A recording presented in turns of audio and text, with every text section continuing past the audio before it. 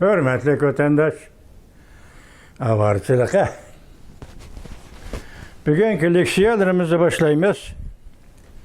Leksiyada sırağa görüyoruz. Washington'dan sözleyimiz. Bugünkü ıslak 2024 yıl 8. ayının 29. günü vatandaşım.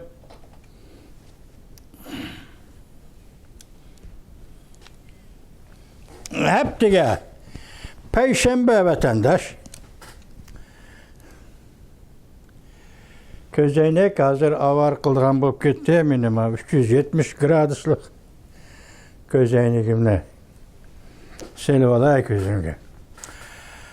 Bugünkü islağı 8. ayının 29. günü heptiga Perşembe. Bugünkü vaziyetimiz neyse hürmetli vatandaş. Biz şunu günlerden Amerika Koşmuş Ştatları Prezidenti Joe Biden'ın Aksaray Devlet Bexaterligi Məsləhətçisi Jack Sullivan'ın 27. günüdün 29. günügece Beijing'de ziyarette boladiganlığı doğrusu da hem ziyaretke barğanlığı doğrusu da silah bilen muhakemede ve leksiyada bildi bulduk. 29.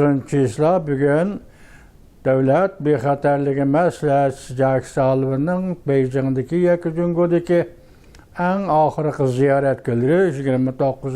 günü. Dəsləbdə Taşqı İşlər Ministeri Wang Yi bilen görüştü. Ondan keyin Devlet Bexaterligi Məsləhətçisi Jack Sullivan tuyuqsuzdu degecek şunda his kılısızdı emniyette. Cungo Merkezi Hərbi İşlər Komitetinin Mav reisi Zhang Yuxia bilen görüştü. Onun keyindilla Cungo'nun reisi Xi Jinping bilen görüştü. Buna da acayiplendiğen bir de tarafımız ne deseniz, Hərbi İşlər Komitetinin Mav reisi Zhang Yuxia görüşkende Beijing'de 1 Ağustos Hərbi Komandallıq organı, yaki Hərbi İşlər binası kirib, şüyəgi berib, Cungo'nun Merkez Hərbi İşlər Komitetinin Mavi reisi Zhang Yuxia ile görüştü. Bu endeminin hazırgısı Amerika Koşmuş Ştatları Devlet Bexaterligi Məsləhətçisi Aksaray'ın Beijing'e berib ve yaki Cungo'nun sırtıda qaysı bir devlette Hərbi İşlər Komitetinin reisi yaki Hərbi İşlər Komitetinin Mao reisi bilen ayrım aldı görüşkenligini ben görmeptiken ben anlamaptiken ben hem de bunun da Reis Xi Jinping hem devlet reisi hem Hərbi İşlər Komitetinin reisi hem de devlet rəhberi süpürdeki adam değil. Zhang Yuxia ile görüştü. Bazı torbetlerde bir gayri görüşüş.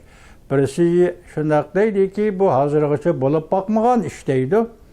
Yani torbeti de bazılar bu 2018 yıldan keyin ki yüz bergen iş deydi kıskısı.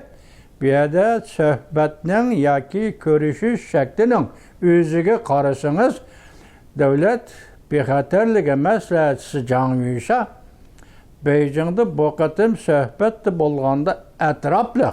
Mesela diplomat, Cungo'nun diplomatı Wang Yi, mesela ikinci Amerika Cungo'nun Hərbi İşlər Komitetinin reisi Zhang Yuxia, ondan üçüncü bulup Cungo'nun reisi Xi Jinping. Bu hem de etraflıq görüşüş oldu. Hem diplomatiya sahası boyunca görüşüş, hem Hərbi İşlər sahası boyunca ayrım görüşüş, hem devlet reisi, hükümet yaki partiye rəhberi süftüdə Xi Jinping ile görüşüş, müşündə etraflıq umum yüzlük görüşüş oldu vatandaş.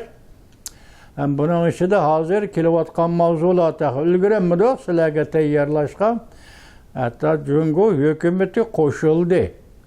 Mesela Amerika Cungo münasebetini yaxşılaşkan, muqimlaştırışqa koşuldu deydiğen müşüne haberle yetip geldi vatandaş. Artık işte yerlayımız, Xuda xalırsa. Demek siz başta aytgandek, bu qitim Amerika Qo'shma Shtatlari Aqsaray davlat bexatarligi bo'yicha maslahatchi Jak Sullivanning Beijing safari. Nima deyish kerak? Bu eng oxirgi safar deymizmi? Yoki jiddiy paytdagi jiddiy safar deymizmi? Ondan bugun kelgan yana bir xabarda nima deyildi desangiz, Jung Shu Wang deganning xabarida to'g'ri betida shundoq deyilibdi. Hozir o'rinlashtirish bo'yicha Amerika Qo'shma Shtatlarining prezidenti Joe Biden avval Jungoning raisi Xi Jinping bilan telefonda so'zlashdi. Undan keyin Amerika Qo'shma Shtatlarining prezidenti Joe Biden Jungoning raisi Xi Jinping bilan 100 turani ko'rishdi. Telefonda so'zlashish bu sizga ma'lum. Endi 100 turani ko'rishish deganda bu yil oxiri yoki 11-oyda Braziliyada ochiladigan 20 davlat yig'inida ko'rishishi mumkin. Hozir urushish nima? Ko'rishishga o'rinlashtirishmi?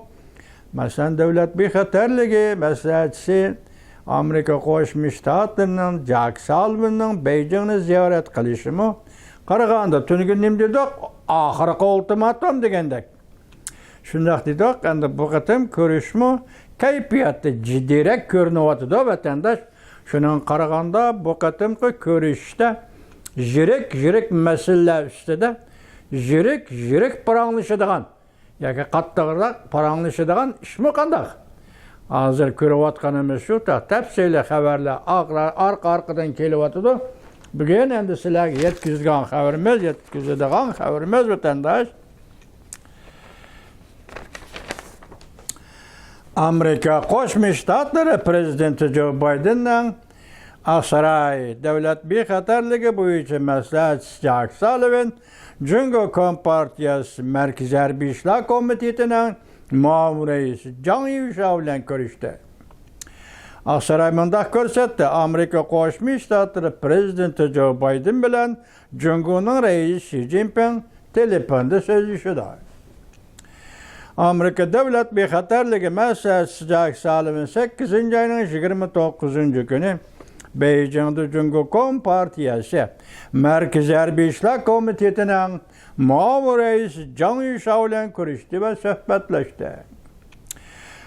Bu kun davlat bexatarligi maslahatchisi Jak Sullivanning Beijing ziyaratining eng oxirgi bir kuni edi. Yuqori qatlamda aloqa yo'llarini saqlashni, ikki taraf munosabatini muqimlashtirishni, to'qinishdan saqlanishni maqsad qiladi. Bu qatimqi ko'rishish aloqa yo'llarini rivojlantirish va saqlash, shundaqla munosabatlarni muqimlashtirish, undan keyin to'qinishdan raqobat bo'lsin, lekin to'qinishdan saqlanish. Shuni maqsad qiladi. Ziyorat shuni maqsad qiladi va suhbat jarayonida ham mush fikrlar qo'yildi. Bundan bir kun burun Aqsaray bir necha hafta ichida Amerika Qo'shma Shtatlari prezidenti Joe Biden bilan Xi Jinpingning telefonda so'zlashishini o'rinlashtiramiz deb ko'rsatgan edi. Aqsaray. Bu ko'rishish Jang Yushaning prezident Joe Biden hukumati amaldorlari bilan tunji qatam ko'rishishi bo'lib hisoblanadi vatandosh. 2018-yildan beri Amerika yuqori darajali amaldorlarining Jungo Kompartiyasi Markaziy komiteti harbiy ishlar komitetining muavin raisi bilan tunji qatam ko'rishganligi bo'lib hisoblanadi. Bular Jungo Ozodlik armiyasi bosh shtabi 1-avgust binosida ko'rishganda Jungo harbiy ishlar komitetining muavin raisi Jang Yusha mundaq ko'rsatdi. Siz talab qilib, ikkimiz bugun suhbat o'tkazdik. Bu ko'rishish Amerika Qo'shma Shtatlari hukumatining harbiy ishlar bexatarligi va harbiy ishlar munosabatiga e'tibor berganligini ko'rsatadi. Ko'rishgan vaqtda Jungo Markaziy harbiy ishlar komitetining muavin raisi Jang Yushaning so'zlagan so'zi vatandosh.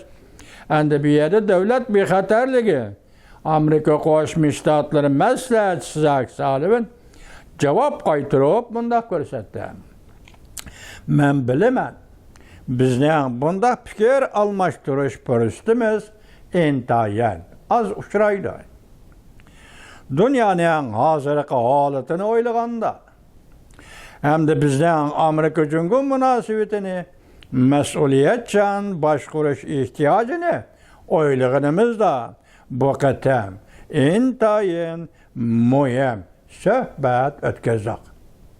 Gördünüzmü? Daha bu sohbetin hatırısı, bu sohbetin nimeler değilgini de oturgu çıkını yok vatandaş. Demek bir yerde devlet bir hatarlık meselesi şunu dedi ki, her bir taraf mesela can yuşağı biz bu kadar intayı mühim sohbet ötkazdık dedi. Aksaray tarqatkan haberdi bunda görüştüldü. Jack Sullivan ta'kidlab ko'rsatdi ki, İki devlet Amerika Cumhur rekabetinin to'qinishga aylanib ketmasligiga mas'ul bo'lish kerak. Rekabetlişimiz başladı okun. Rekabetleşiş to'qinishga aylanib ketmasligi kerak. Biz bununla mas'ul bo'lishimiz hem Cumhur taraf mas'ul bo'lishi hem Amerika taraf mas'ul bo'lishi kerak deb ta'kidladi. İki taraf, iki devlet armiyalarının mezgillik aloqa munosabati bo'lib turishining muhimligini ta'kidladi. Bu yuqori qatlam diplomatiya sohasida aloqa yo'llarini ravon qilishga ko'rsatgan tirishchanlikning bir qismi har ikki taraf bir qismi edi. Hozir esingdan kelyapti vatandosh, masalan, o'tgan yil 4 ayning 1-kuni Amerika Qo'shma Shtatlari Davlat Mahkamasining navbatdagi ikkinchi qo'l rahbari Kurt Campbell 4 ayning 1-kuni nima deganligini vatandoshlarga yetkazgan edik. Munosabatda bo'lish, aloqa yo'llarini saqlash. Hozirgacha Amerika Cumhur rahbarlari uchrashganda shu masalani ta'kidlab, hem harbiy ishlar sohasida aloqa munosabatda bo'lish, hem diplomatiya sohasida aloqa munosabatda bo'lish, bu yerda Amerika Qo'shma Shtatlari taraf ko'rsatayotgan tirishchanlik, raqobatlashishimiz to'qinishga aylanib ketmasin. Biz faqat raqobat jarayonida diplomatik yo'l bilan so'zlashimizki, hargiz harbiy ishlar maydonida, urush maydonida turib so'zlashmaymiz. To'qinishdan saqlanish, ikki davlat munosabatini muqimlashtirish, mushlarning hammasini yig'ib kelganda bir og'iz gap bilan aytadigan bo'lsak, ikki davlat munosabati normallashishi lozim deganlikdir vatandosh.